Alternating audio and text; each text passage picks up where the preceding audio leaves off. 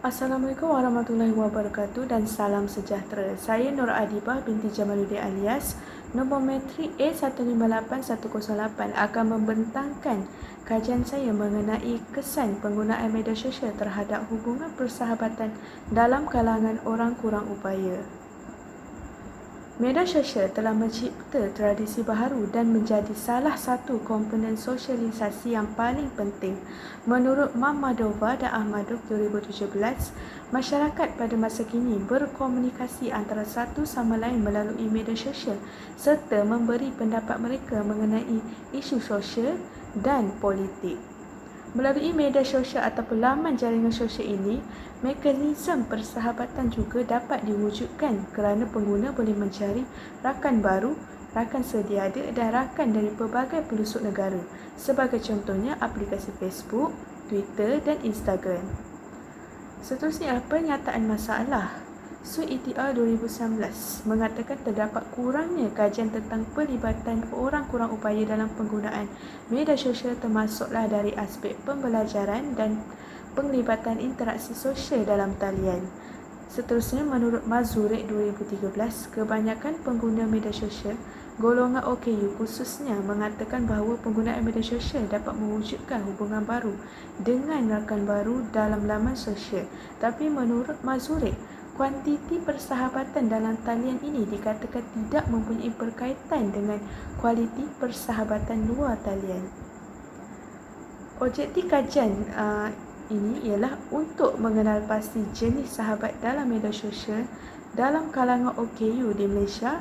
Seterusnya, untuk mengetahui cara interaksi OKU melalui jaringan sosial dalam talian dan luar talian. Dan yang terakhir, untuk mengenal pasti berkaitan penggunaan media sosial dengan kuantiti persahabatan dalam talian dan luar talian dalam kalangan OKU di Malaysia.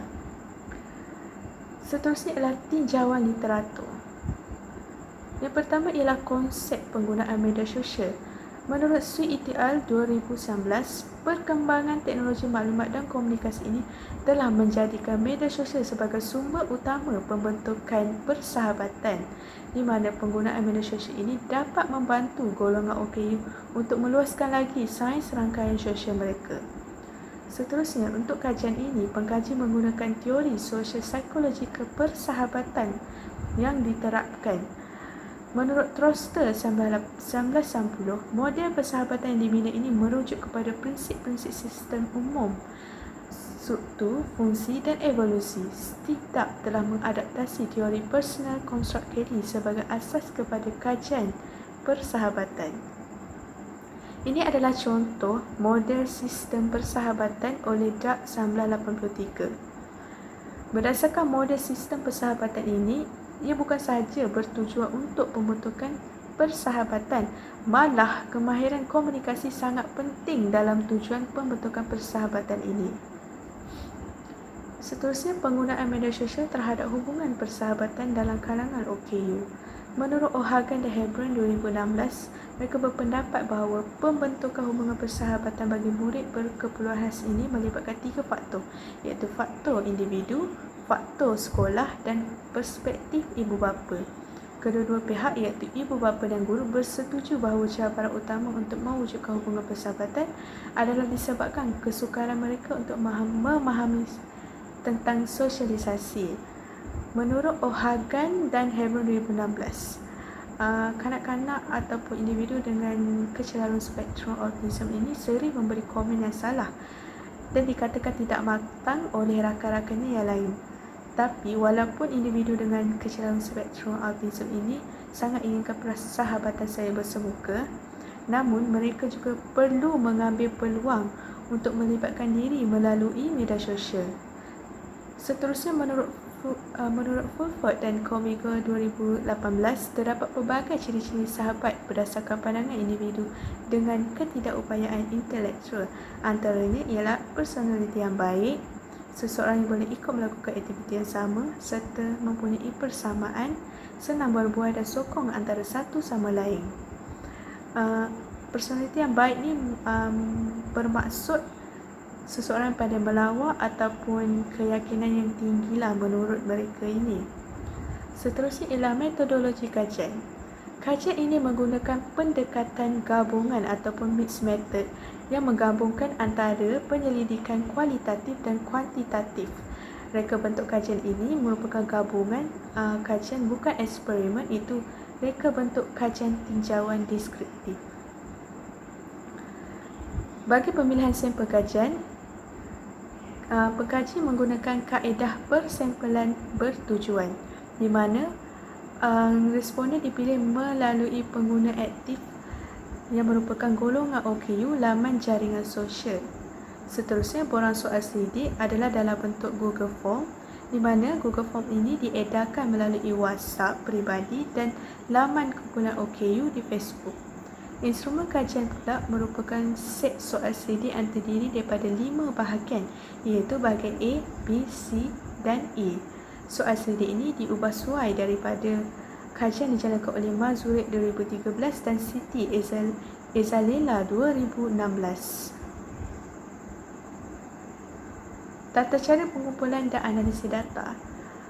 Pengkaji menggunakan reka bentuk kajian tinjauan deskriptif untuk ukur kesan penggunaan media sosial terhadap hubungan persahabatan dalam kalangan OKU. Analisis data untuk kajian ini dibuat menggunakan ujian statistik untuk jelaskan, menerangkan atau mencari perhubungan antara pemboleh ubah. Manakala analisis data kualitatif pula, pengkaji memberikan kod nama kepada sampel kajian yang terlibat. Seterusnya, dapatan dan perbincangan kajian. Yang pertama ialah mengenai jenis sahabat melalui media sosial. Jadual satu ini menunjukkan bahawa kebanyakan responden kerap menggunakan media sosial untuk berhubung dengan jenis sahabat seperti kawan rapat, iaitu sebanyak 42%. Kita boleh lihat di sini 42%.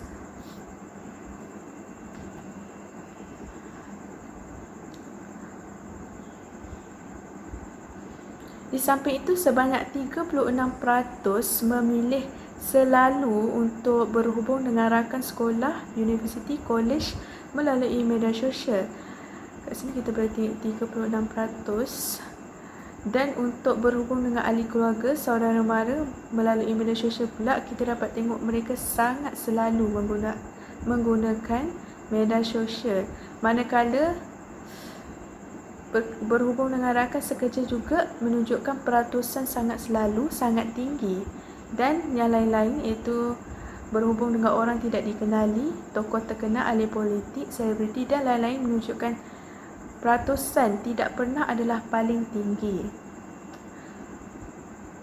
Menurut IM 2018, tujuan seseorang menggunakan media sosial adalah untuk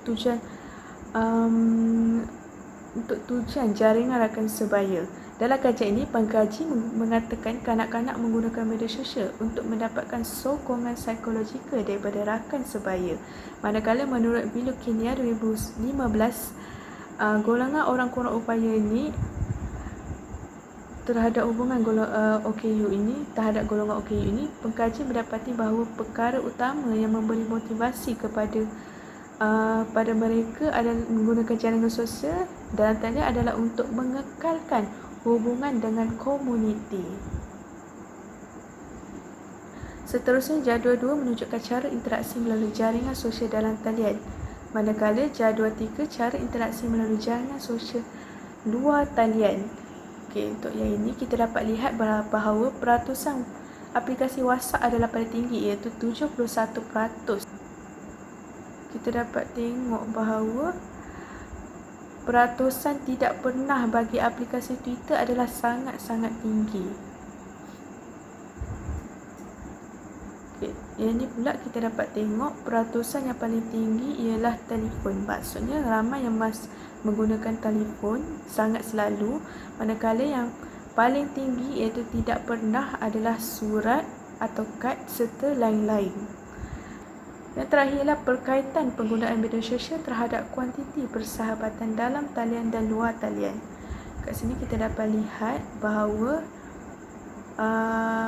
untuk item yang kedua, itu menggunakan media sosial menghubungi sahabat sekolah ataupun kampus, ramai yang bersetuju, itu sebanyak 39%. Dan item yang ke-13 Dan item yang ke-9, item yang ke-9, saya pernah memutuskan persahabatan yang terjalin. Ramai yang tidak bersetuju dengan kenyataan ini. Maksudnya ia menunjukkan media sosial, golongan OKU ini menggunakan media sosial bukan untuk memutuskan persahabatan, yang maksudnya bukan untuk tujuan yang sia-sia. Menurut Stender dan Balandin, mereka berpendapat bahawa golongan berkeperluan khas ini kebiasaannya mempunyai masalah dalam interaksi sosial seperti kurang keyakinan dan sebagainya. Oleh itu, mereka merasakan bahawa media sosial ini merupakan salah satu platform yang membolehkan mereka untuk melibatkan diri secara aktif dalam komuniti. Seterusnya, secara kesimpulannya, media sosial juga telah menjadi salah satu komponen penting terutamanya untuk sosialisasi. Menurut Mammadova dan Ahmadov, media sosial ini dijadikan medium untuk komunikasi, berkongsi maklumat serta mencari rakan baru. Terdapat kesan positif dan kesan negatif penggunaan media sosial ini. Antaranya, ia dapat memudahkan golongan OKU untuk berinteraksi dengan orang lain tanpa memikirkan penampilan fizikal mereka di halayak ramai. Manakala kesan negatif pula ialah penggunaan media sosial ini tidak menjamin keselamatan, di mana privasi kita tidak terjamin, ataupun mungkin yang kita kenali itu orang luar yang mungkin berniat jahat untuk berkenalan untuk kita. Ini adalah antara rujukan. Baiklah, itu saja daripada saya. Sekian, terima kasih.